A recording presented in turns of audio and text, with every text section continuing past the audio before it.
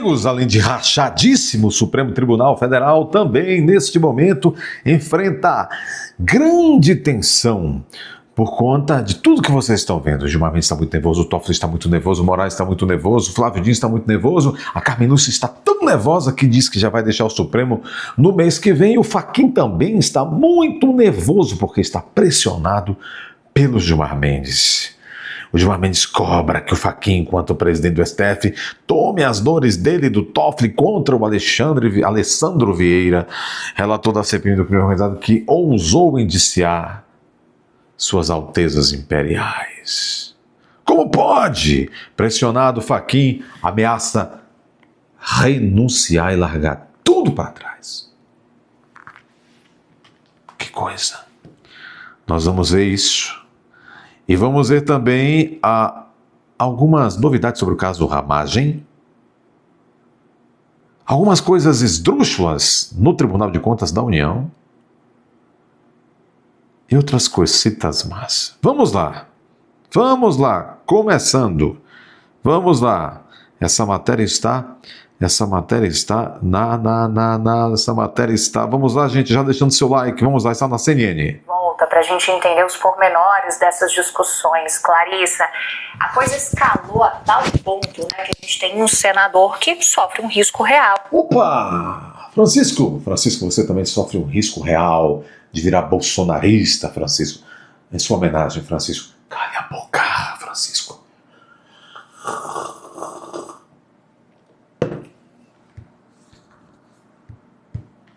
De se tornar inelegível. Ele vai se defender, ele tem colocado seu posicionamento em relação ao relatório dele, que sugeriu o indiciamento de 3 ministros da Suprema Corte, mas isso definitivamente não passou ileso.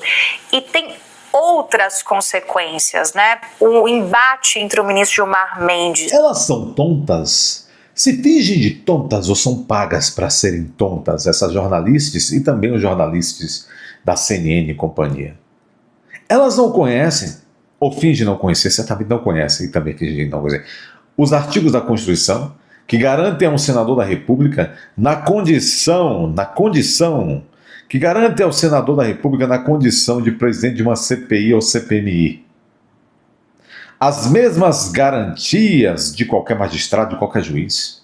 Elas desconhecem, porque são iletradas e não estudam, não vão pesquisar, que o Alessandro Vieira fez o que podia fazer e que, portanto, essas ameaças infundadas, arbitrárias, do Gilmar e do Toffoli contra o Alessandro Vieira, eles sim é que estão praticando abuso de autoridade. E o senador Alessandro Vieira pode também colocar o ministro Luiz Edson Fachin sob forte pressão política e jurídica na sua avaliação, Clarice. Eu achei interessante o quanto a coisa foi escalando foi assim mesmo, esse movimento gradativo. Primeiro uma manifestação do Dino, depois Gilmar Mendes, depois na sessão das turmas os ministros falaram e terminou o dia da apresentação do relatório com uma nota oficial do presidente do Supremo. Pois é, Isabel, diante de todo esse contexto, o que eu pude sentir nos bastidores do Supremo, pelas conversas que eu tive ontem, é que, apesar da gente ter tido uma nota ali, um posicionamento formal do Supremo Tribunal Federal, existe uma avaliação de que a resposta institucional estaria tímida. E isso pode, sim, acabar elevando a pressão em cima do ministro Luiz Edson Fachin, ele que preside o Supremo Tribunal Federal, principalmente diante de um eventual avanço dessa ação pedida pelo ministro Gilmar Mendes contra o senador Alessandro Vieira, porque é inegável que um episódio como esse acirra profundamente os ânimos entre a Câmara dos Deputados, o Senado Federal, o Legislativo como um todo, e o Supremo Tribunal Federal em um período que é muito delicado. que é a largada da pré-campanha eleitoral. Então, os elementos políticos que cercam essa discussão estão muito intensos, têm potencial de criar muita faísca nessa relação. E óbvio que a gente também observa que é inegável que o senador Alessandro Vieira também apresenta esse relatório de forma muito permeada por uma questão política eleitoral, indica aí um movimento do Congresso Nacional, mais especificamente da CPI do crime organizado, de atacar o Supremo Tribunal Federal, de fazer, de fato, uma ideia de apontar o dedo para o Supremo Tribunal Federal em uma comissão que nasceu para investigar o crime organizado. Então, claro, a gente tem todas as nuances do crime têm que ser investigadas em todas as esferas, sejam elas quais forem, sim, mas a gente está falando de uma comissão que nasceu com o intuito de investigar o avanço das facções criminosas e acabou puxando toda essa investigação para o caso Master.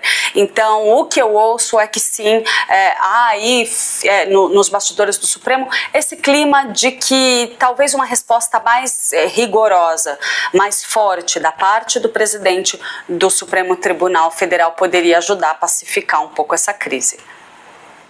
Pois é, conversando aqui com quem entende muito bem desses processos de inelegibilidade, enquanto a Clarissa trazia a análise. Bom, agora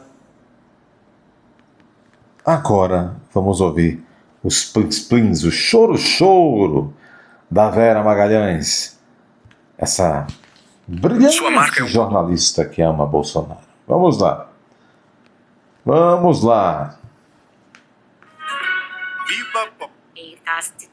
Traz as informações aqui pra gente. Oi, Karen, boa noite. Boa noite, Débora, Carol, Vera, e para os ouvintes, essa pesquisa divulgada hoje mostra um cenário de polarização na disputa à presidência da República. Numa simulação de segundo turno, os dois principais candidatos estão empatados tecnicamente. Flávio Bolsonaro aparece com 42% e Lula com 40%. Além disso, Lula venceria todos os outros candidatos, com margem de 8 pontos a mais que Ronaldo Caiado e 7 pontos a mais que Romeu Zema. Só que 43% dizem que ainda podem mudar o voto. Em relação à rejeição, 55% dos entrevistados dizem que conhecem e não votariam em Lula. No mês passado, eram 56%, queda de 1 ponto, portanto. A rejeição de Flávio Bolsonaro também caiu, só que em 3 pontos. Era 55% em março e agora está 52%. Entre os religiosos, que também tem sido foco aí da disputa eleitoral, 43% dos católicos votam em Lula, enquanto 28% indicam intenção de voto para Flávio Bolsonaro. Já entre os evangélicos, essa situação ela se inverte. Flávio Bolsonaro é o mais votado, com 43%, e Lula aparece com 23%. Chama atenção também o fato de Flávio Bolsonaro não conseguir se descolar totalmente da imagem do pai, o ex-presidente Jair Bolsonaro. Quando questionados se Flávio é mais moderado que a família Bolsonaro, 45% responderam que não e 39%. Porque metade dos 45% dos brasileiros não sabe o que é moderado. Então tem que... responderam que sim. Esse empate técnico entre Lula e o principal adversário, Flávio Bolsonaro, no segundo turno, pode ter reflexo da desaprovação do governo, que subiu de 49% para 52%, maior índice desde agosto de 2025. E também pode ser explicada pela percepção de piora na economia. 50% afirmam que a situação financeira do país piorou no último ano. A alta nos preços dos alimentos e também o endividamento pesaram aí nessa conta. É só o começo. Obrigada, Karen, pelas informações. Vera vai comentar os principais números da pesquisa, mas queria saber, Vera, como é que o governo recebe esses dados? Essa aqui, mais uma pesquisa, né, que mostra Lula e Flávio Bolsonaro empatados tecnicamente no segundo turno, com Flávio à frente numericamente. Flávio que comemorou bastante nas redes sociais o resultado dessa pesquisa. Pois é, Débora, o governo já estava alarmado desde a semana passada, porque houve uma sequência de pesquisas mostrando mais ou menos a mesma coisa. Essa sequência foi aberta pela pesquisa do Instituto Ideia, no fim de semana foi corroborada pelo Datafolha e agora com a Genial Quest na mesma linha. Então, o governo nem está questionando. Desculpa, nem está questionando os dados, ele está tendo de reconhecer que vive um mau momento e está tentando várias estratégias e várias medidas para tentar virar o jogo, mas parece que elas não estão surtindo os efeitos esperados. A gente tem visto aí uma enxurrada de propaganda oficial na televisão, no rádio, todos os meios. Então, enquanto a lei eleitoral permitir propaganda, ela vai ser utilizada, e eu acho que a oposição está comendo uma bola violenta, porque a propaganda oficial, ela está com todo o jeitão de propaganda de campanha, tá ali um uso escancarado da máquina para fazer propaganda eleitoral do Lula, dos programas eleitorais do Lula, e para combater as narrativas que aparecem nas pesquisas como sendo deletérias para o Lula. Então, esse é um braço da estratégia, e o outro é tentar tirar medidas da cartola em bases diárias. Isso está acontecendo há semanas já, mas sem que haja uma articulação entre essas medidas e sem que fique claro que elas, de fato, vão conseguir um efeito de melhora na avaliação do presidente. Esses números, eles são avassaladores em muitas frentes, né? Para 50% dos entrevistados pela Quest, a economia do país piorou nos últimos 12 meses, portanto, no último ano. Esse número era muito menor no mês passado, então, quer dizer, não passou um ano. Não é que a percepção ela decantou ali ao longo de um ano, não, de um mês para o outro houve uma deterioração gigantesca. Para 72% dos entrevistados, o preço dos alimentos subiu. Quando as pessoas estão dizendo isso, não vai adiantar você dizer para ela, como o Lula está fazendo em entrevista e nas propagandas, mas menor inflação medida em 12 meses, as pessoas estão sentindo a alta no dia a dia delas. Então, é muito difícil você explicar para as pessoas que o correto são os números oficiais e que a percepção delas está equivocada, porque elas sabem como o calo aperta e como o bolso grita diante de algumas realidades. Então, o governo sem muita margem para conseguir mudar essa realidade. Me chamou muito a atenção nessa pesquisa, além desses dados aí da economia, que eu acho que explicam uma boa parte do nó, o quanto que o Lula despencou entre os chamados eleitores independentes. A gente fala muito em polarização, mas a Quest trabalha com uma divisão do eleitorado brasileiro quase em terços, né? Então é um terço esquerda lulista e esquerda não lulista, um terço independentes e um terço direita bolsonarista e direita não bolsonarista. Nesses independentes, 58% desaprovam o governo. Isso é um sinal de que esse grupo, que foi crucial para o Lula vencer a eleição em 2022, se sente desassistido pelo governo dele. Então, com esse grupo é que o presidente precisaria falar, porque entre quem votou nele, os lulistas, a esquerda lulista, a esquerda não lulista, ele está bem. Mas nesse grupo ele teve realmente um desabamento. Todas essas medidas que vão sendo costuradas tentam atingir esse grupo, mas eu acho que até aqui sem nenhum sucesso. Que é o grupo que vai decidir a eleição.